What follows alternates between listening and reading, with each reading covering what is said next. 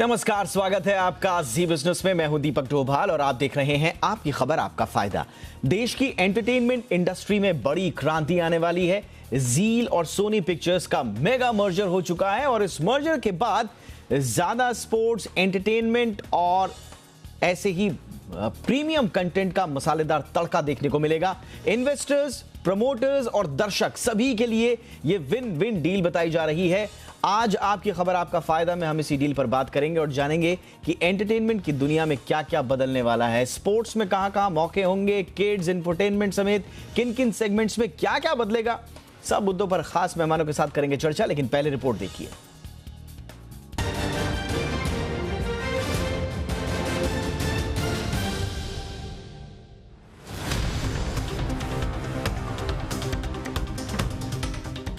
भारत में एंटरटेनमेंट का एक्सपीरियंस अब एक नए दौर में कदम रख चुका है और ये मुमकिन हुआ है देश के सबसे बड़े मीडिया मर्जर से। जी एंटरटेनमेंट और सोनी पिक्चर्स नेटवर्क्स इंडिया के बीच मर्जर का जो ऐलान 22 सितंबर 2021 को किया गया था, उसे जील बोर्ड की मंजूरी मिल चुकी है। और इस मेगा मर्जर के औपचारिक ऐलान के साथ ही भारत में एंटरटेनमेंट सेक्टर में क्रांति आ चुकी है। भारतीय एंटरटेनमेंट इंडस्ट्री के सबसे बड़े मर्जर के बाद देश को मिल चुकी है सबसे बड़ी एंटरटेनमेंट कंपनी। नई कंपनी में दर्शकों को एक्शन और एंटरटेनमेंट के नए और नायाब अनुभव के लिए 75 टीवी चैनल्स, ZEE5 और सोनी लिव जैसे 2 वीडियो स्ट्रीमिंग सर्विस, जी स्टूडियोज और सोनी पिक्चर्स फिल्म्स इंडिया जैसे 2 फिल्म स्टूडियोज और स्टूडियो नेक्स्टी जैसे आधुनिक डिजिटल कंटेंट स्टूडियो मिलेगा। यानी भारतीय मनोरंजन के देसी तड़के के साथ साथ वर्ल्ड क्लास सिनेमा का लुक एंड फील भी। जानकारों के मुताबिक सोनी जील के मर्जर डील से प्रमोटर्स, इन्वेस्टर्स और आम दर्शक के लिए विन विन डील होगी। डिटेल्स के मुताबिक मर्जर के तहत फ्रेश इक्विटी भी जारी की जाएगी। कुछ नए इन्वेस्टमेंट भी कंपनी में आएंगे। कंपनियों की वैल्यूएशंस पर भी सहमति बन गई है। शेयर होल्डिंग को लेकर भी डिटेल्स जारी की जाएंगी। मर्जर के बाद बनने वाली कंपनी में सोनी कुल 11,600 करोड़ रुपए से ज्यादा का निवेश करेगी। इस निवेश से दर्शकों को ज्यादा एंटरटेनमेंट, भरपूर एक्शन और कॉमेडी का मसालेदार तड़का देखने को मिलेगा। जी एंटरटेनमेंट के प्रमोटर्स की फिलहाल हिस्सेदारी 3.99% है। सोनी के पास मेजॉरिटी शेयर होल्डिंग 50.86% की होगी। वहीं जील शेयर होल्डर्स के पास 45.15% हिस्सेदारी रहेगी। दोनों कंपनी के टीवी कारोबार, डिजिटल एसेट्स, प्रोडक्शन ऑपरेशंस और प्रोग्राम लाइब्रेरी का भी मर्जर होगा। बोर्ड में ज्यादातर डायरेक्टर को नॉमिनेट करने का अधिकार सोनी ग्रुप के पास होगा। हालांकि मौजूदा प्रमोटर फैमिली जी के पास अपनी शेयर होल्डिंग को 3.99% से बढ़ाकर 20% करने का विकल्प होगा। डील को मंजूरी मिलने पर जील के MD and CEO Puneet Goenka ने इस डील को दोनों कंपनियों के लिए एक अहम मील का पत्थर कहा। दरअसल मनोरंजन जगत की इस महाडील से एंटरटेनमेंट का एहसास बदलने के पीछे कई और कारण भी हैं। जी की पहुंच 190 देशों में है, जबकि सोनी के पास 167 देशों में 31 चैनल हैं। जी के पास व्यूअरशिप में 19% और सोनी के पास 9% मार्केट शेयर है। कुल मिलाकर अब ग्रुप के पास व्यूअरशिप में 28% मार्केट शेयर होगा। जी के पास 2.6 लाख घंटों से ज्यादा का टीवी कंटेंट है। 4,800 से ज्यादा फिल्मों के टाइटल मौजूद हैं। डिजिटल स्पेस में भी ZEE5 के जरिए बड़ी पकड़ है। यही नहीं, देश में 25% फिल्में जी नेटवर्क पर देखी जाती हैं। तो हो जाइए तैयार एंटरटेनमेंट, एक्शन और स्पोर्ट्स के नए युग में कदम रखने के लिए। ब्यूरो रिपोर्ट, जी मीडिया। 3 खास मेहमान हमारे साथ चर्चा में जुड़ चुके हैं। परिचय आपका आज के मेहमानों से करा दें। हमारे साथ हैं अजय बग्गा जी, जाने माने मार्केट एक्सपर्ट हैं। अजय जी, स्वागत है आपका। हमारे साथ हैं पारितोष जोशी जी, जो कि प्रिंसिपल हैं प्रोवोकेटिव एडवाइजरी के। पारितोष जी, आपका भी बहुत बहुत स्वागत है सर। और हमारे साथ हैं शशि सिन्हा साहब, जो कि चेयरमैन हैं media research users council of India यानी कि MRUCI के। सिन्हा साहब, आपका भी बहुत बहुत स्वागत है। शशि सर, मैं आपसे ही चर्चा की शुरुआत करना चाह रहा हूं। सर, मीडिया को आप बड़े करीब से देखते हैं, लोगों की पसंद नापसंद आपको सब मालूम है। अब सोनी और जील की ये जो मेगा डील हुई है सर, एंटरटेनमेंट का लैंडस्केप कैसे बदलने वाला है सर इससे? 3 पहलू है, जैसे आपने दीपक जी खुद बोला। सबसे पहला तो स्पोर्ट्स है। देखिए, मेरा मानना है स्पोर्ट्स अभी इंडिया में कम है, सिर्फ आईपीएल छोड़ के ज्यादा बड़ा नहीं है और इसमें थोड़ा इन्वेस्टमेंट करना पड़ेगा। और ये जो मौका मिला है इन्वेस्टमेंट का, ये एक बहुत बड़ा एक जो रास्ता दिखाया और मेरे तरह से सबसे बड़ा फायदा उसमें वही होगा। पहली बात वो है। दूसरी बात है, आज की तारीख में ओटीटी चल पड़ा है। कुछ होम्स में ओटीटी का फायदा होगा। ओटीटी में इन्वेस्टमेंट बहुत है, टेक्नोलॉजी है, इन्वेस्टमेंट चाहिए, और दोनों जी का भी Z5 और सोनी का सोनी लिव है, अगर उसका संगम होगा तो क्वालिटी ऑफ कंटेंट बढ़ेगा उसमें, तो ये नेटफ्लिक्स और अमेजन प्राइम से मुकाबला करने में फायदा होगा। लेकिन सबसे मेरे हिसाब से महत्वपूर्ण बात यह है, जो शायद कोई समझे ना, कि इंडिया में जो टीवी रेटिंग है बिल्कुल फ्रेगमेंटेड है। मतलब कहने का मतलब ये है कि जो जो सारा 70%, 80% करीब जो पैसा आता है एडवर्टाइजिंग से आता है, वो रेटिंग पर आता है, और इतना फ्रेगमेंटेशन है उसकी वजह से। और मेरा मानना है जो दुनिया में सब 5-6 बड़े देश हैं उसमें सबसे कम इंडिया में रेटिंग आती है, फ्रेगमेंटेशन बहुत है। तो ये कंसोलिडेशन होगा, जो प्रोग्राम का कंसोलिडेशन, इसकी वजह से ये पैसा ज्यादा बनेगा। पैसा ज्यादा बनेगा तो फिर उसको इन्वेस्ट करेंगे ज्यादा, तो बॉटम लाइन हेल्दी होगी और अच्छा कंटेंट आएगा और कंटेंट में इन्वेस्ट करेंगे। तो सबसे महत्वपूर्ण बात जो तीसरी मैंने बताई वो होगा मेरे हिसाब से। ये बड़ा इंपॉर्टेंट है सर, पैसा आएगा, इन्वेस्टमेंट आएगा, दायरा बढ़ेगा तो स्वाभाविक रूप से रोजगार, इस सेक्टर में जो नई नई अपॉर्चुनिटीज हैं उस लिहाज से भी ये बड़ी इंपॉर्टेंट डील है।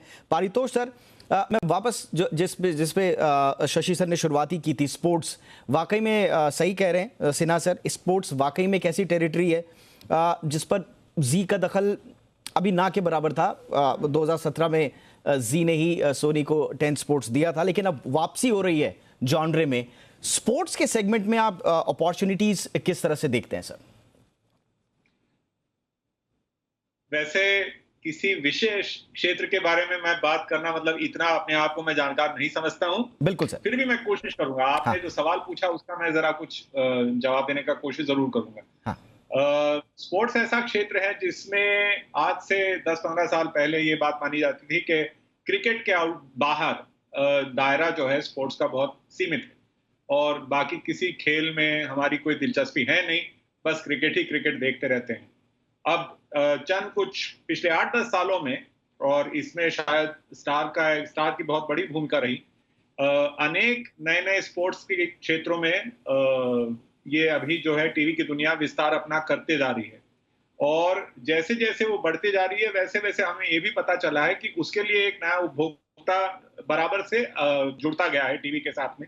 और मात्र टीवी के साथ में नहीं, तो वो जो है वो टीवी के साथ भी जुड़ता है, और स्पोर्ट्स में अपने आप से एक डिजिटल इंटरेस्ट आता है, क्योंकि उसमें अभी उसके बहुत सारे कोलैटरल टाइप की चीजें आने लगी हैं। तो स्पोर्ट्स में इन्वेस्टमेंट की जरूरत है, क्योंकि आपको टैलेंट डेवलप करना है। बहुत सारी हमारी जो स्टेट लेवल या नेशनल लेवल स्पोर्ट्स अथॉरिटीज हैं, क्रिकेट के पास, BCCI के पास तो भरपूर पैसे हैं, लेकिन बहुत सारी ऐसी एंटिटीज हैं, बहुत सारे ऐसे स्पोर्ट्स हैं जिनके पास में आज इन्वेस्टमेंट नहीं मिल पाती है। हम ओलंपिक्स के दौरान हर बारी वो देखते हैं एथलेटिक्स का क्या मतलब हर्ष होता है।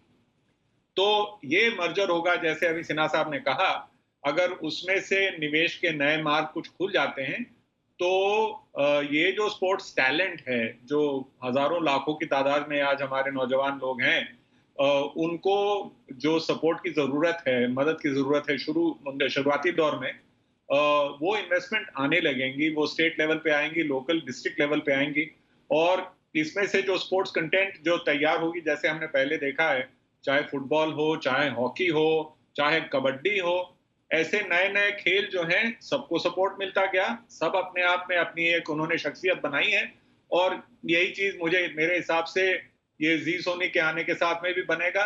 प्लस जी दुनिया भर फैला हुआ है, 190 देश आपने अभी अभी आपके रिपोर्ट में बताया, तो इसका इफेक्ट मात्र इस देश में नहीं, तो मुझे लगता है कि इसके रिपल्स, इसके तरंग आपको बहुत सारी जगह पे, बहुत सारे देशों में भी नजर आएंगे।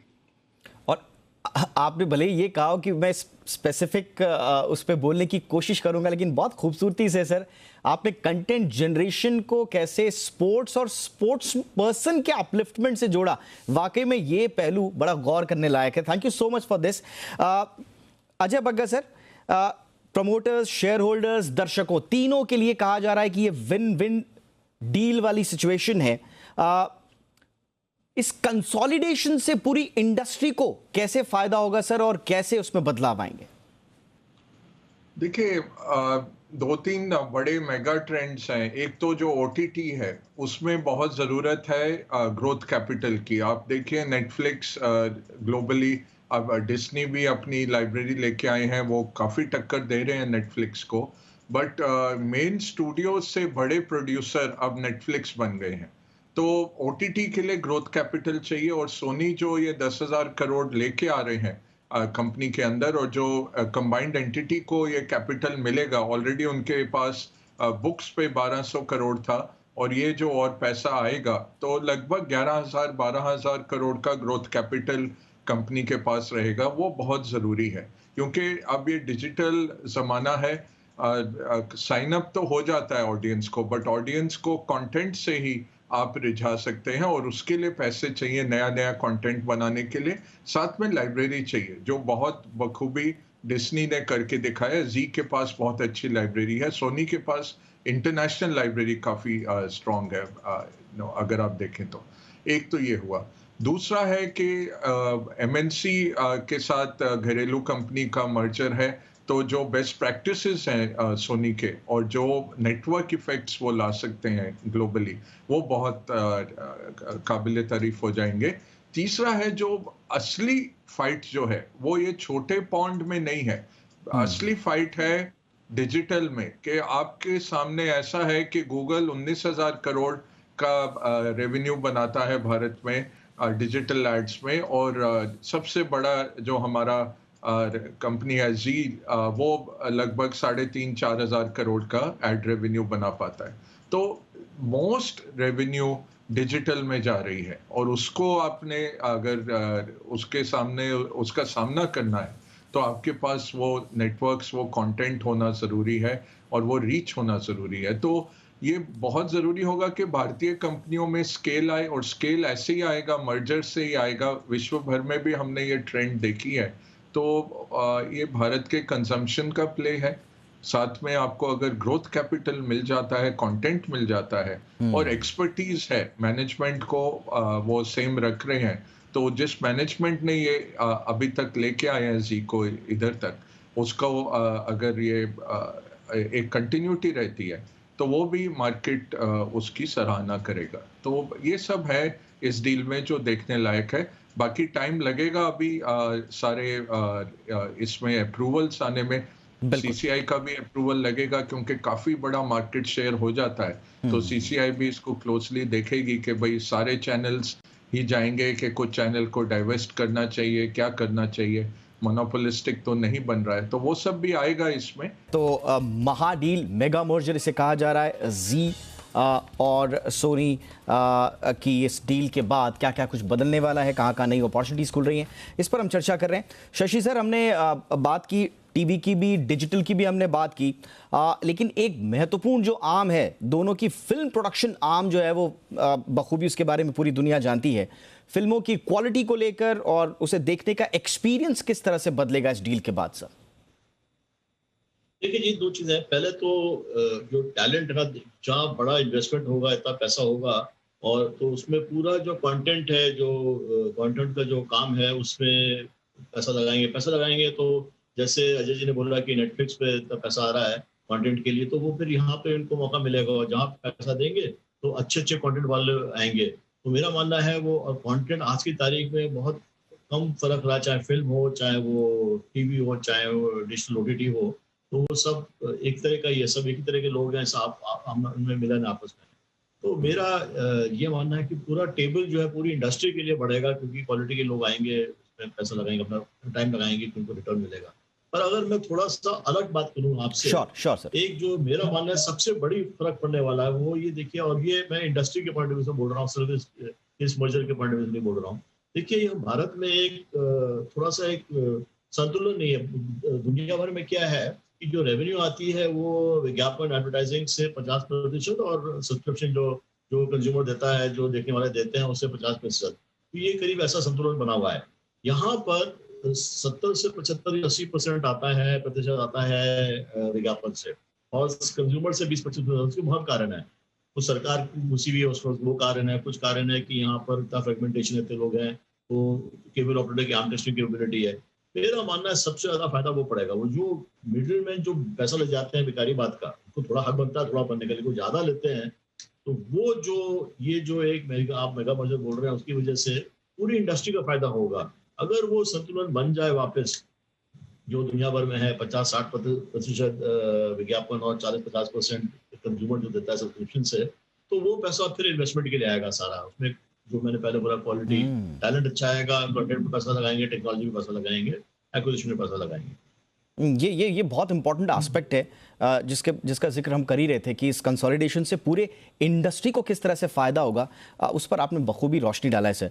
पारितोष सर, एक और चीज़ है, देखिए रीजनल में तो सर जी सबसे दमदार पकड़ वाला ग्रुप है, सोनी अभी एक्सप्लोर कर ही रहा है, उसके थोड़े कुछ चैलेंजेस भी थे।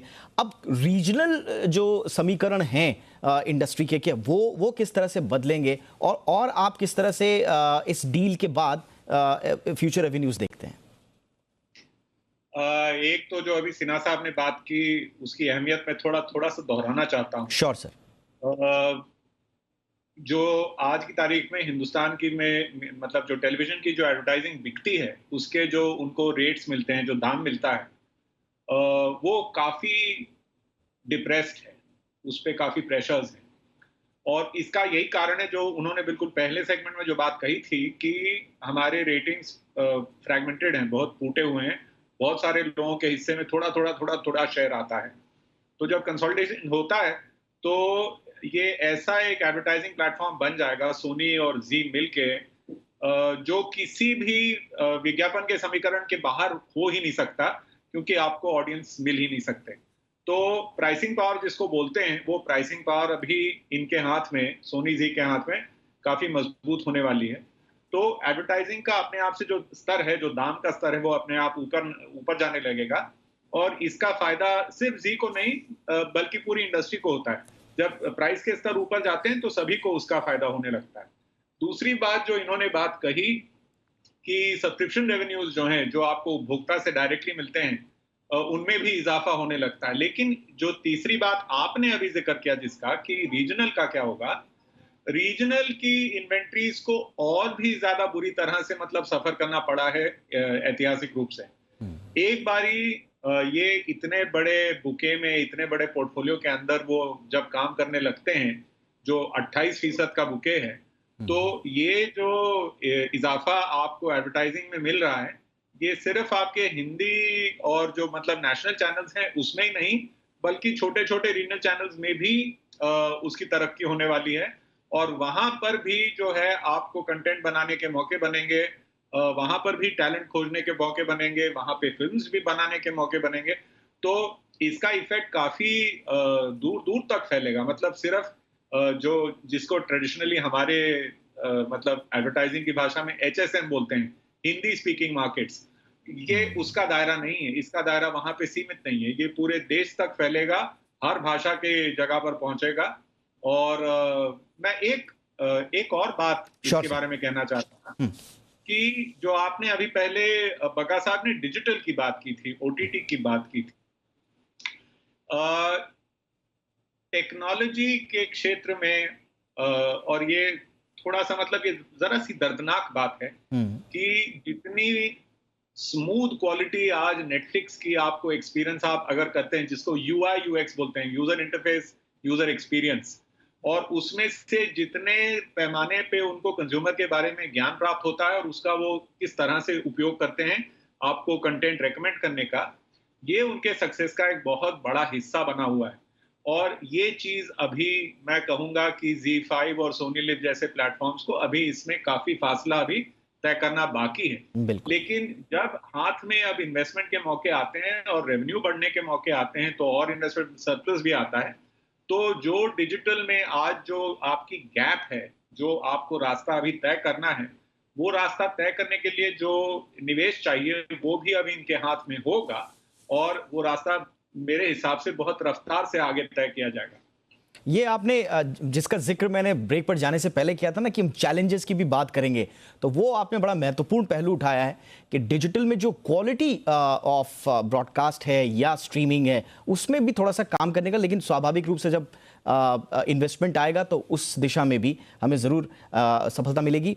एक और चीज़ जो मैं जोड़ना चाहूँगा, हम प्रमोटर्स की, निवेशकों की और दर्शकों की बात कर रहे हैं कि सबके लिए विन विन सिचुएशन है, लेकिन सिन्हा सर ने और पारितोष सर ने एक और चीज़ इसमें जोड़ी है, वो है टैलेंट।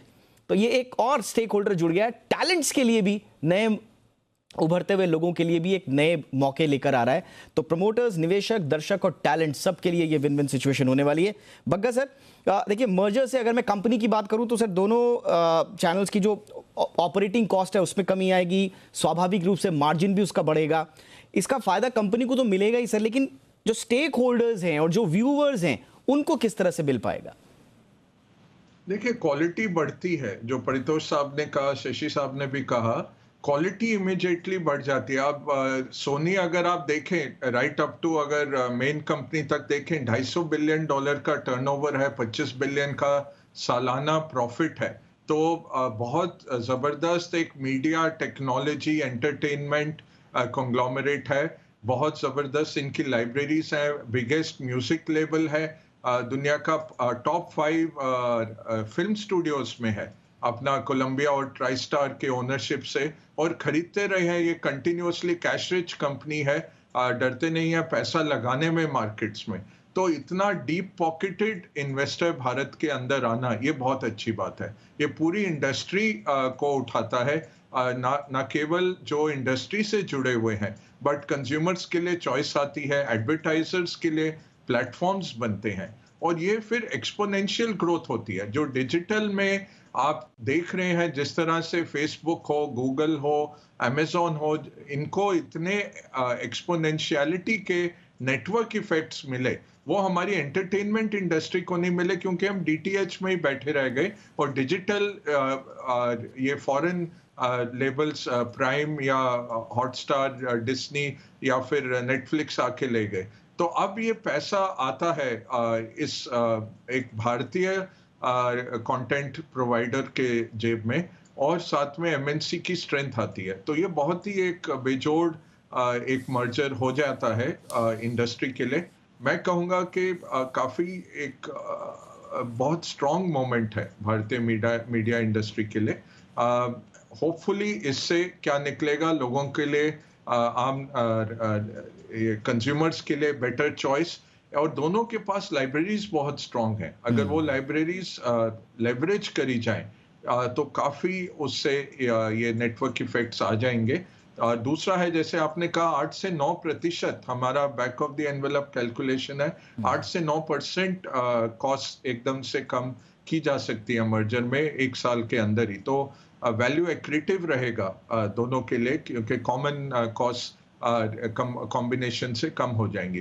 बट मेन इम्पैक्ट आएगा आपकी लाइब्रेरीज से, आपके ग्लोबल प्रैक्टिसेस से, और सबसे ज्यादा ग्रोथ कैपिटल से। और कैपिटल ही कैपिटल लाता है। तो किसी के जेब में 12,000 करोड़ पड़े हैं तो बहुत इंटरेस्टिंग ये स्पेस हो जाता है। एक तरफ आपके सबसे बड़ा कॉन्ग्लोमरेट खड़ा है पूरा नेटवर्क 18 के चैनल्स के साथ, दूसरी तरफ नेटफ्लिक्स, अमेजॉन प्राइम, डिज्नी खड़े हैं, और अब एक और बहुत बड़ा प्लेयर डीप पॉकेटेड आ जाता है, तो बहुत इंटरेस्टिंग हो जाता है मार्केट वाकई में। और हम तो यही उम्मीद करेंगे, बहुत सारे लोग हमसे सवाल भी यही पूछ रहे हैं कि जो बुके का जो प्राइस है, क्या उस पर भी कोई इफेक्ट पड़ेगा? दोनों के बुके अभी फिलहाल अलग अलग हैं और मेरे ख्याल से करीब 90 रुपये का पड़ता है। तो स्वाभाविक रूप से मर्जर के बाद कुछ न कुछ खुशखबरी आम लोगों के लिए जो सब्सक्राइबर्स हैं वहाँ पर भी मिलेगी, उम्मीद हम करते हैं। बहुत अच्छी चर्चा रही सर, बहुत सारा ज्ञान मिला, नई नई जानकारियाँ आप लोगों ने दी, बहुत अच्छा लगा। Thank you so much sir. Shashi Sinha, thank you so much, आपने वक्त निकाला। Paritosh Joshi sir, thank you so much. Ajay Bagga sir, thank you so much.